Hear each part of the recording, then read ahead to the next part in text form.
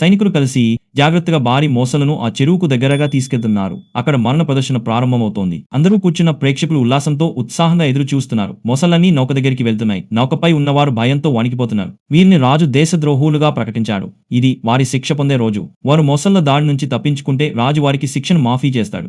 మొసలు నౌకను కదిలించడం ప్రారంభించడం మొదలుపెట్టారు. అంతేకాదు ఒక్కసారిగా ఒక పెద్ద మొసలి దూకి వారిని తినే ప్రయత్నం చేస్తుంది. మొసళ్లను చూసి నౌకపై ఉన్న ఒక మనిషి భయంతో మూత్రం విసర్జించాడు. తర్వాత తేలుతూ వచ్చిన మరో మొసలి ఒక మనిషిని లాగేసుకుపోతుంది. దగ్గరలో ఉన్న ఒక లావు వ్యక్తి తన మిత్రుని రక్షించేందుకు ప్రయత్నిస్తాడు. కానీ ఒక్క సెకండ్లోనే అతన్ని మొసలి వేటాడి చంపి తింటుంది.